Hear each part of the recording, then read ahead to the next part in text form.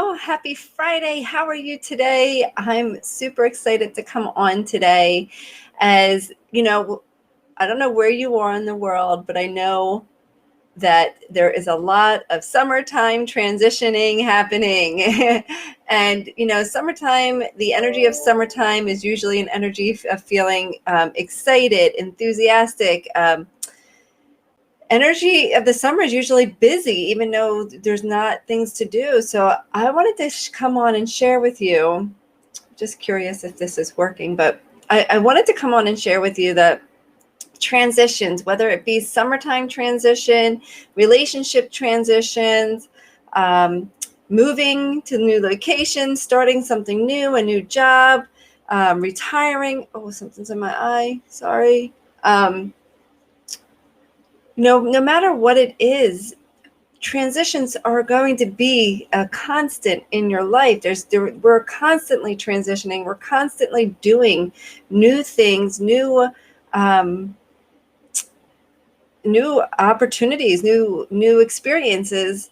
Good, bad, and different are always going to be coming into our life. So I wanted to just pop on and share with you some ways that you can handle transitions.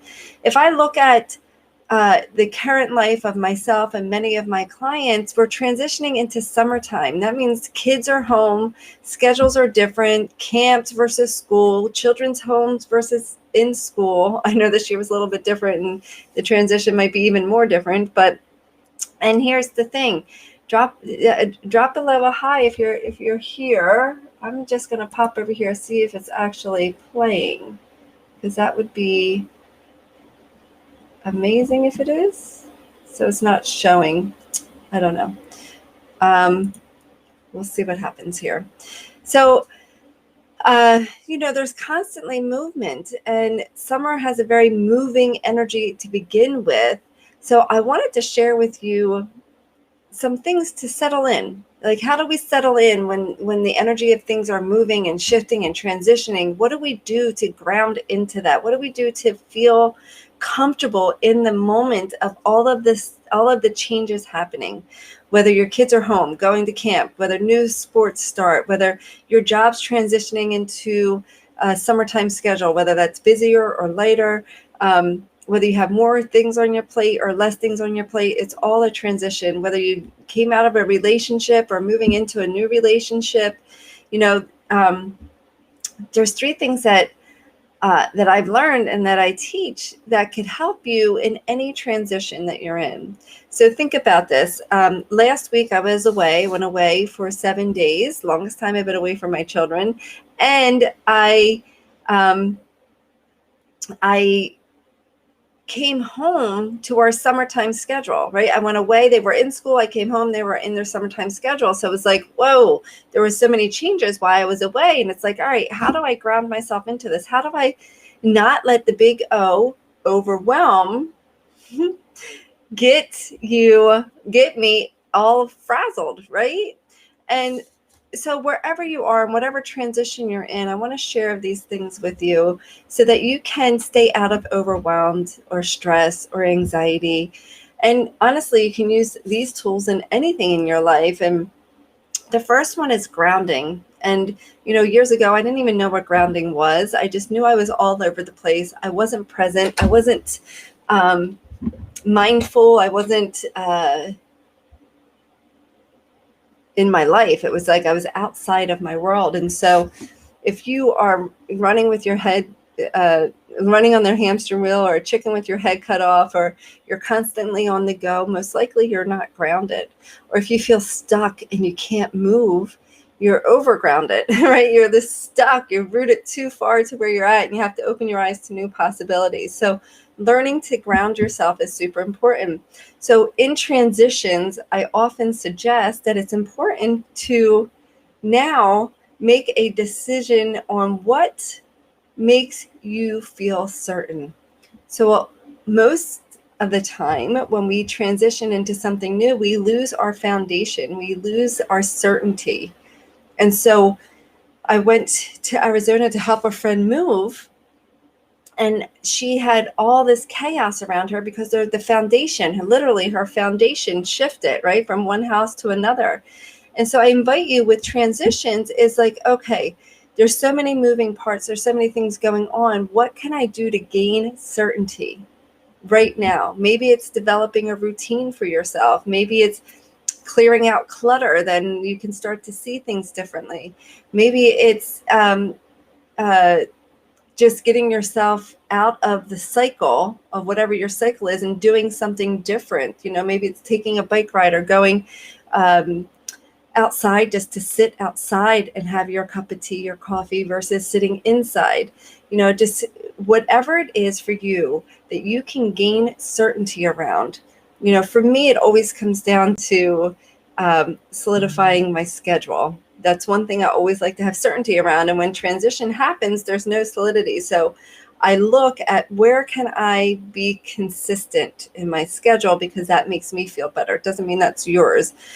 What I'm suggesting is finding something that makes you feel certain, right? So whether it's picking up a phone call and having a call with a friend, whether it's starting to meditate every day or get out and exercise, whatever it is, find certainty. And certainty is knowing that something's going to happen. There's like no surprise element. So whatever that means for you. So that's first things first, grounding yourself and finding certainty. So other ways to ground yourself is being super mindful, using your 5 senses. So when you find yourself in a transition and you're all over the place, just bring yourself back into one, either gratitude, or 2, just your senses, where you're like really observing what's happening and what's going on, and you're seeing all these different things in your life. Or you start to tune into your sound, your listening, your ears, and start to hear the sounds of your environment, so that you are tuning yourself in and not thinking about all the stuff that has to get done, all the stuff that didn't get done, and all this moving parts, right? And I highly suggest that with summertime is to enjoy that joy, become mindful and enjoy the summer. So sound, look, smell, taste, and feel, use your 5 senses. The next one I feel is super important in transition, because in transitions, our foundation is shaken. It's important to connect to like-minded people. So whenever you're going through an experience, whether it's the summertime energy, relationships, work, something going on with your children or your family, it's important to connect with people where you are, or where you're heading, actually, where you are heading, where you want to go. So connect with people, super, super important. Like-minded people that aren't going to connect with you to complain and keep you in that energy, but are going to help you feel connected, feel important, feel part of a mission, or just really connection. Okay.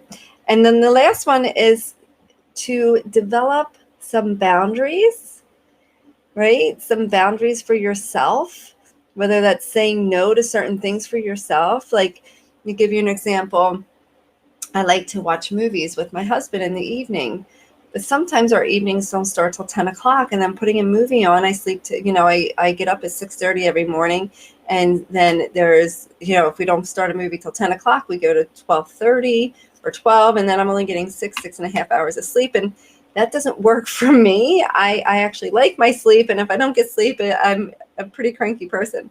So setting boundaries, I have to set a boundary with myself, right? Setting boundaries, saying this is what I have to do. I have to go to bed, or I have to get up early to move my body. I have to prep for the day before so that things will be easier the next day. Those are boundaries. And in those boundaries that you're setting, I invite you to set some boundaries where you develop some self-care. And this year, give you an example, one of the things I'm doing for self-care this year is going to the beach without my children. One day a week, just for an hour or 2, just to have for me.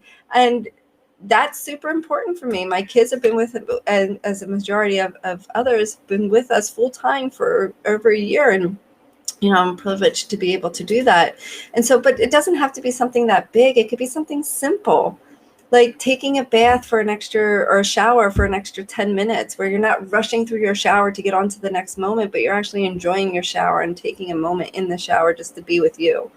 It could be going to bed earlier, or drinking water, or getting outside in nature. Whatever your self-care, whatever fills you up, whatever makes you feel full. Maybe it's reading a book on something fun or exciting or romantic or intimate or whatever.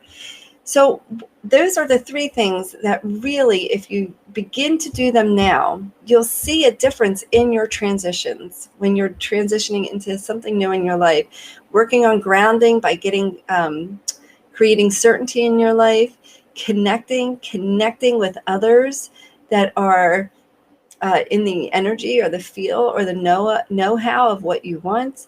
And lastly is to set boundaries for yourself so that you can develop some self-care routines that's going to fill you up, that gives you the energy so that you can go out and be with everybody.